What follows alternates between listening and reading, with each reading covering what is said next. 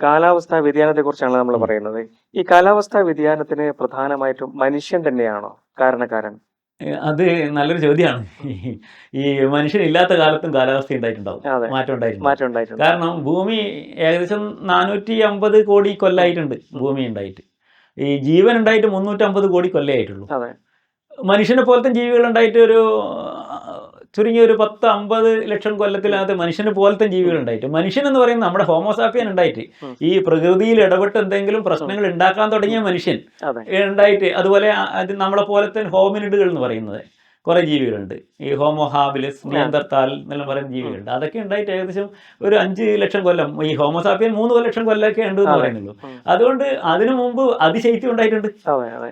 ഈ അപ്പൊ അതിനു മുമ്പും കാലാവസ്ഥാ വ്യതിയാനം കാലാവസ്ഥയിൽ ഉണ്ടായി. വലിയ മാറ്റം ഉണ്ടായിട്ടുണ്ട്. ഒരു പറഞ്ഞാൽ വലിയ ശൈത്യ യുഗങ്ങൾ ഉണ്ടായിട്ടുണ്ട്. ഉം. വലിയ ചൂടുള്ള കാലാവസ്ഥ ഉണ്ടായിട്ടുണ്ട്. ഏറ്റവും നല്ലൊരു ഉദാഹരണം ഈ മനുഷ്യൻ ആഫ്രിക്കയിൽ ഉണ്ടായ അതെ. ഹോമോസാപ്പിയൻ മറ്റു പല ഭാഗങ്ങളിലേക്കും പോകാനുണ്ടായ ഒരു പ്രധാന കാരണം വലിയൊരു ശൈത്യയുഗമാണ്.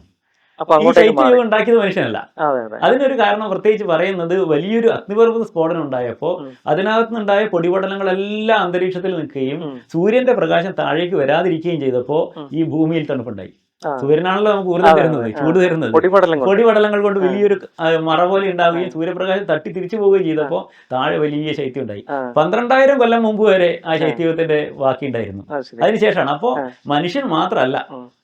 ഇപ്പോൾ വേറൊരു കാര്യമുള്ളത്, ഇപ്പോൾ നടക്കുന്ന കാര്യം ഉം. ഈ ഏകദേശം 1850 ശേഷമാണ് ഈ ഉം. ഈ ചൂട് ഇത്രയധികം മാറിക്കൊണ്ടിരിക്കുന്നത്. അതെ.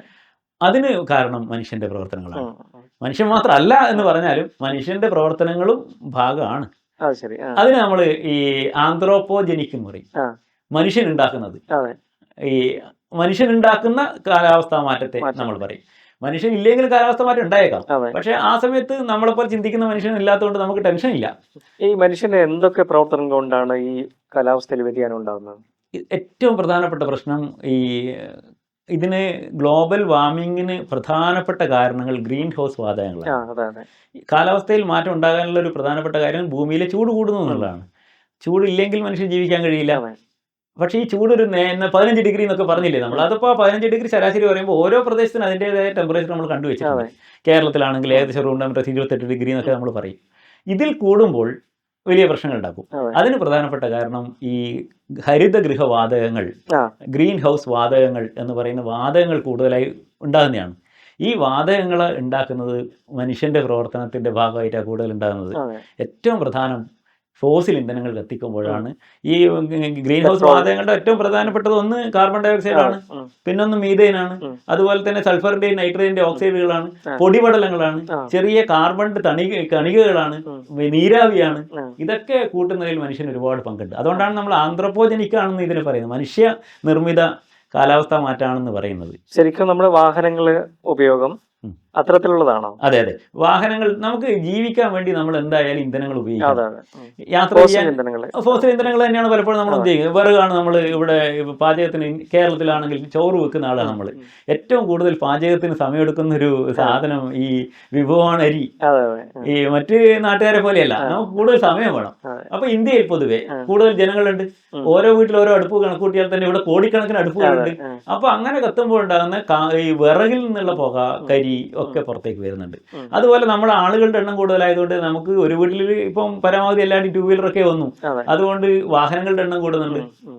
അതുപോലെ ചെറിയ പണിശാലയാണെങ്കിൽ പോലും അവിടെ എന്തെങ്കിലും ഇന്ധനം ഉപയോഗിക്കുന്നുണ്ട്. ആ. അപ്പോൾ ഇന്ധനങ്ങൾ ഉപയോഗിക്കുമ്പോൾ, ഫോസിൽ ഇന്ധനങ്ങൾ ഉപയോഗിക്കുമ്പോൾ അത് കത്തുമ്പോൾ പുറത്തേക്ക് പോകുന്ന പ്രധാനപ്പെട്ട കാര്യം carbon dioxide, carbon monoxide, കൽക്കരിയൊക്കെ കത്തിക്കുമ്പോൾ സൾഫറിന്റെ അളവ് കൂടുന്നുണ്ട്, നൈട്രജന്റെ അളവ് കൂടുന്നുണ്ട്. ഇങ്ങനെയൊക്കെ കൂടുന്നത് കൊണ്ട് പൊതുവെ മനുഷ്യന്റെ പ്രവർത്തനങ്ങൾ കൊണ്ട് തന്നെ അന്തരീക്ഷത്തിൽ കാർബൺ ഡൈ ഓക്സൈഡ് അളവ് കൂടും.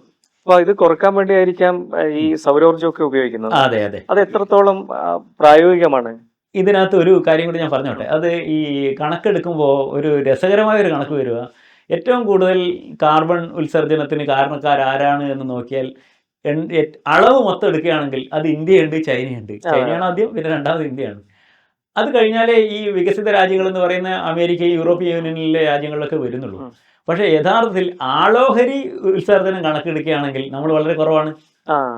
നമ്മളിത് 100 കോടിയിലധികം ജനങ്ങളിൽ ചൈനയും ഇന്ത്യയും ഉം. ഒരാളുടെ ശരാശരി പ്രവർത്തനത്തിന്റെ ഭാഗമായി ഉണ്ടാകുന്ന കാർബൺ ഡൈ ഓക്സൈഡിന്റെ അളവല്ല, നമ്മുടെ ശരാശരി ഇന്ത്യക്കാരന്റെ 400 ഇരട്ടി ഉത്സർജനം നടത്തുന്ന പക്ഷെ ഇവിടെ ആളുകളാണ്. ജനങ്ങൾ കൂടുതലായതുകൊണ്ടാണ് നമ്മൾ അളവ് കൂടും, ആള് കൂടുതൽ. അളവ് കൂടും. അപ്പോൾ നമ്മൾ എന്ത് ചെയ്യണം? ഈ നമ്മുടെ ജീവസന്ധാരണത്തിന് വേണ്ടി ഉപയോഗിക്കുന്ന ചോറ് വെക്കണം, അതെ. നമുക്ക് അത്യാവശ്യത്തിന് ഒരു ബസ്സിൽ പോകണം, ട്രെയിൻ ഓടിക്കണം, ഇതിനൊക്കെ തന്നെ ഇന്ധനങ്ങൾ ഉപയോഗിക്കണം. അതെ. പക്ഷെ അതുപോലെയല്ല, ഒരു മനുഷ്യന്റെ ആവശ്യത്തിൽ കൂടുതൽ ഈ എല്ലാ കാര്യത്തിനും കൂടുതൽ ഇന്ധനങ്ങൾ ഉപയോഗിക്കുകയും കൂടുതൽ കാർബൺ ഉത്സർജനം നടത്തുകയും ചെയ്യുന്ന വികസിത രാജ്യങ്ങളെ താരതമ്യം ചെയ്യുമ്പോൾ അളവിൽ ശരാശരി നോക്കുമ്പോൾ ആളോഹരി നോക്കുകയാണെങ്കിൽ നമ്മൾ പിറകിലാണ്. അവരാണ് കൂടുതലുള്ളത്. അതെ. അത് പലപ്പോഴും ആളുകൾ കണക്ക് കൂട്ടുന്നില്ല. നമ്മളും അതിൽ ഭാഗമാണെന്നുള്ള രീതിയിലാണ്. യഥാർത്ഥം ജീവിക്കാൻ വേണ്ടി കഞ്ഞി വെക്കുന്നയാളും അതുപോലെ തന്നെ ആഘോഷത്തിന് വേണ്ടി ഈ വൈദ്യുതിയും മറ്റു കരിക്കൊക്കെ ഉപയോഗിക്കുന്ന ആളും അതും നമ്മൾ നോക്കേണ്ടതാണ്. ഈ നമ്മുടെ ഇപ്പം ഭൂമിയില് എത്ര ഡിഗ്രി സെൽഷ്യസ് വരെ ചൂട് കൂടിയിട്ടുണ്ട്? നമ്മളിത് കണക്കൂട്ടുമ്പോൾ ഇതിനൊരു ഈ അടിസ്ഥാന കണക്കെടുക്കും. അതെടുക്കുന്നത് 1850 കണക്കാണ്. 1850 എടുക്കാനുള്ള ഒരു കാരണം, ലോകത്താകെ വ്യവസായ വിപ്ലവം വന്ന് ഫാക്ടറികൾ, വലിയ പണിശാലകൾ വന്ന് അവിടെ കൽക്കരിയൊക്കെ ഉപയോഗിച്ച്, ഇന്ധനങ്ങൾ ഉപയോഗിച്ച് കത്തിച്ച് പുക പുറത്തേക്ക് വരുന്നൊരു ഇതുണ്ടല്ലോ നമ്മുടെ പണ്ടത്തെ സിനിമകളിലൊക്കെ കാണാൻ. അത് തുടങ്ങുന്ന 1850 ആയതുകൊണ്ടാണ് ഏകദേശം ആ വ്യവസായ പൂർവ്വ കാലഘട്ടം 1850 മുമ്പത്തെ ആ ബെഞ്ചിൽ നിന്ന് എത്ര ഉയരത്തിലേക്കാണെന്നാണ് ഇപ്പോഴത്തെ കണക്ക് നമ്മൾ നോക്കുന്നത്. ഒരു സ്റ്റേജ് എടുക്കുന്നത്. അങ്ങനെ എടുക്കുമ്പോൾ നമ്മൾ 1.2 ഡിഗ്രി ചൂട് കൂടിയിട്ടുണ്ട് എന്നാണ് കണക്ക്. ഈ 1.2 ഡിഗ്രി എന്ന് കേൾക്കുമ്പോൾ വളരെ ചെറിയ ഇതാണ്. പക്ഷെ ഈ കണക്ക് ഒരു വളരെ ചെറിയ ഊഷ്മാവ് വ്യത്യാസം പോലും നമ്മുടെ ലോകത്തിനെ വലിയ രീതിയിൽ ബാധിക്കുന്നുണ്ട്. അതിപ്പോ നമ്മളിപ്പോ കാണുന്ന മഴയുടെ വ്യത്യാസമായാലും ഈ ചൂടിന്റെ വ്യത്യാസമായാലും എല്ലാം നമ്മൾ അനുഭവിച്ചു വരുന്നുണ്ട്. അതുകൊണ്ട് ഏകദേശം നമുക്ക് കണക്ക് കൂട്ടുമ്പോൾ ഈ ആവറേജിൽ വ്യവസായ പൂർവ്വ കാലത്തേക്കാൾ 1.2 ഡിഗ്രിയാണ് നമുക്ക്